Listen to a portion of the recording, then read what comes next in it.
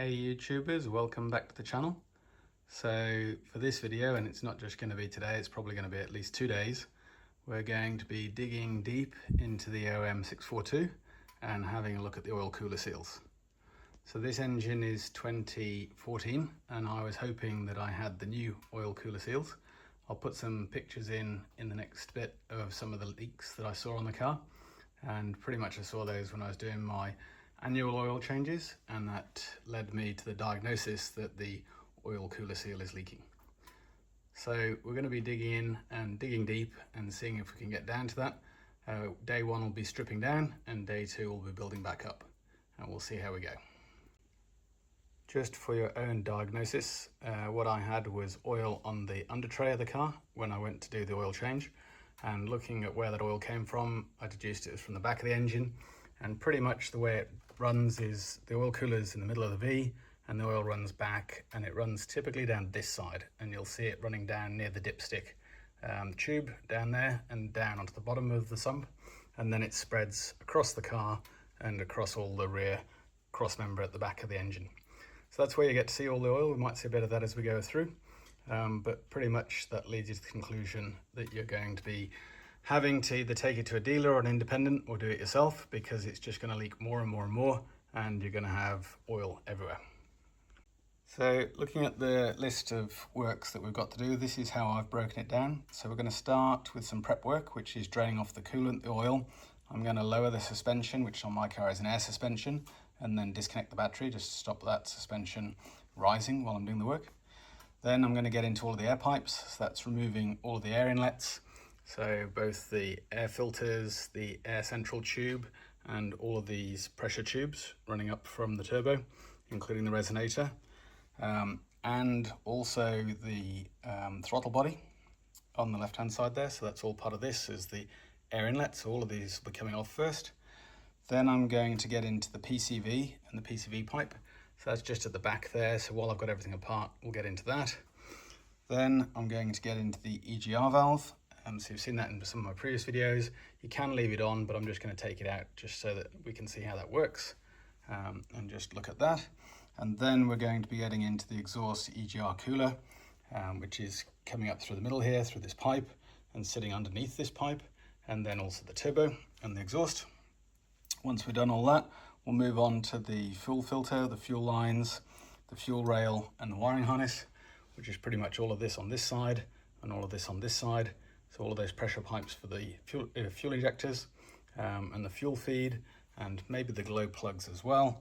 And then finally, we should get down to the inlet manifolds and the oil cooler as the last step.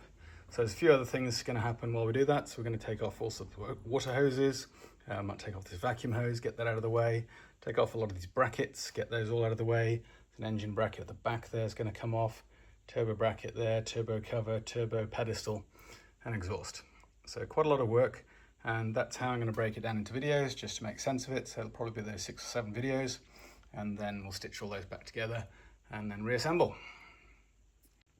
So just some further parts of the prep, digging into the parts. So I went with this L-ring kit, so I'll put the part numbers in the description, but this is pretty good kit. I got it from Europe, and the reason it's good is it's all comes together. So we've got the inlet manifolds, we've got all of the oil seals, silicon seals, and the actual seals that are faulty, so the Viton seals. We've got all of the metal seals for the turbo and the turbo pipes and the exhaust. We've got some more exhaust seals. We've got the turbocharger outlet seals, inlets from the manifold, and then we've also got the copper bolts. So the copper bolts I did buy from Mercedes. The inlet joining coupling ring I bought from Mercedes. Also got a PCV valve. I bought the air swirl valve kit, repair kit, because I'm expecting that I'm going to get some fun when I get to that and see how we go for that. Got some lubricant, so the one on the left there, I've got a couple of those. That's an oil resistant RTV. I've got a exhaust seal to help push together the V flange on the turbo when we get to that. I've got a spanner, especially to undo the nuts on the top of the injectors. That should help out. I've got a digital torque wrench. I've got a scanner so that I can adjust the suspension. I'll show you that separately. A new set of clips and a crimping tool for the fuel filter new fuel filter, new air filters, new oil filter, new oil, some lubricants, so importantly some silicons, some lithiums and some degreasers, and some penetrants, then some e-sockets, and that's about it. So we should be good with those parts. It is important with this part list that you get every part you need. I'll put the list that I bought, and I hope I've got nothing missing or nothing breaks.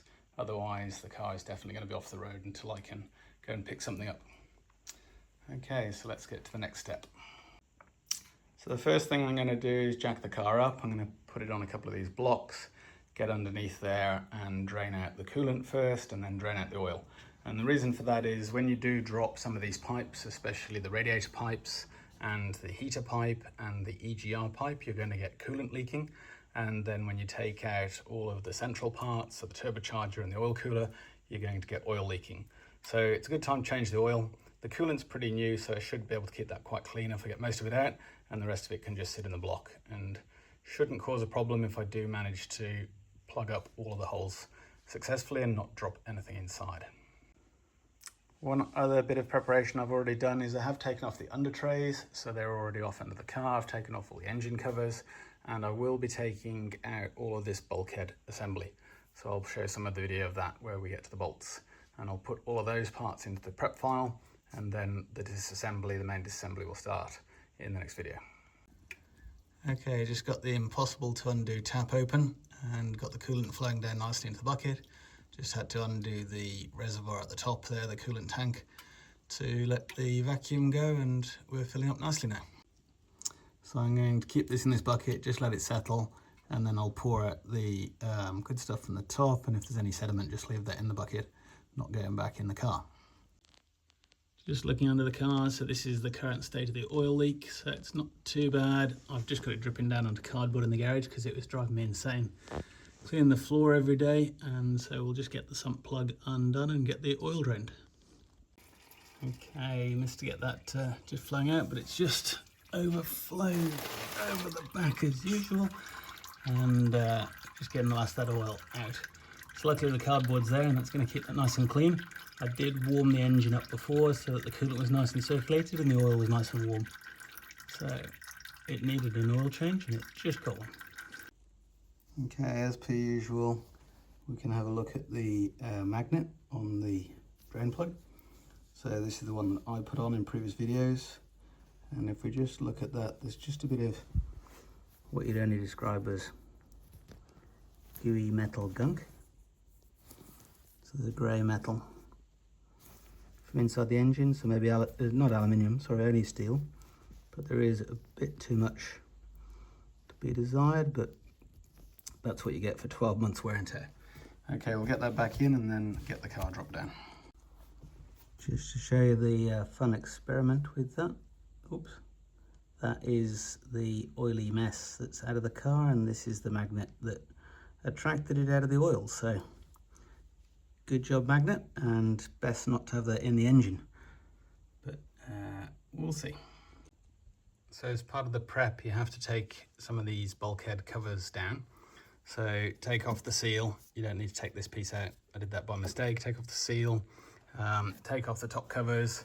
Remember that you've got to change the cabin filter because it's disgusting. And then these center pieces come out, sorry, these side pieces come out. So these are held in by M8, a couple of M8 screws at the back there, and then a Torx 25 at the front. So the left one and the right ones come out like that, which makes a lot more room. The left-hand one, it's only got, strangely, it's got a Torx in the top there, and a M8 there, and then I also took out this pipe, which has got an M8 on it. So you just take this pipe out, which means you can pull all of this out, which just gets it out of the way. Just one less thing to worry about. Except I can't get it out. Get this pipe out of the way, and this pipe also comes out, if I remember. Wiggle it out in a minute, just to give yourself a bit more room as you're going down there towards the turbo. So the last step is just getting out this centerpiece, which I think you have to take that shield out. I can't quite remember, but we'll get that out in a second, and we'll just get the car prepped up. Okay, next out is the air inlet tubes. So to get those out, I just put a screwdriver under this front lip here, flip it up and pop them off. and then you just pull them off from the air filter housings, and they're out the way, so we'll get those off. As mentioned, we'll have a look at that in a moment, but we'll just get on to the next job first. So I've dropped the car down off the jacks, but as you can see, the suspension's still pretty high. So one thing I'm going to do to try and make my life easier is adapt the suspension height.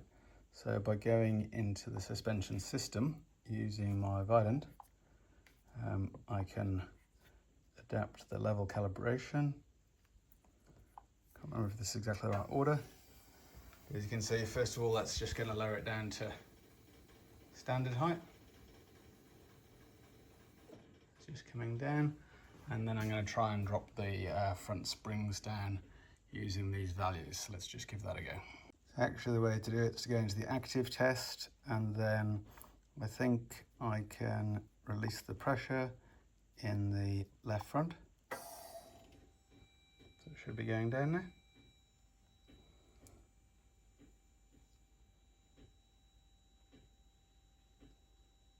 And there we go. There we go. There we go, so we're letting the suspension out.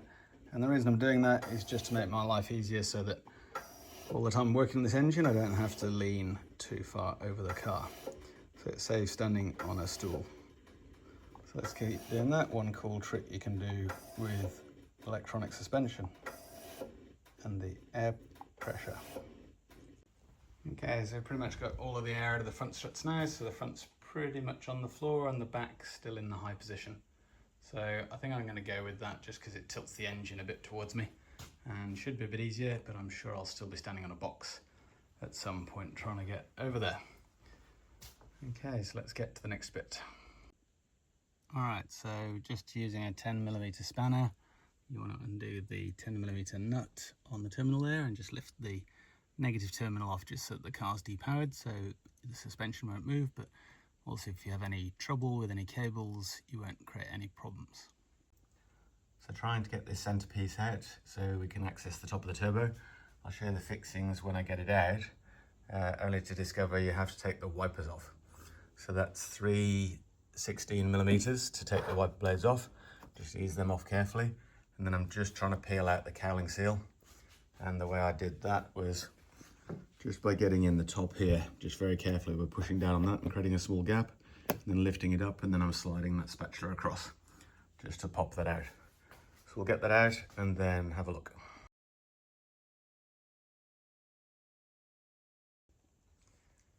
All right, so wipers are out. They come out with a E12.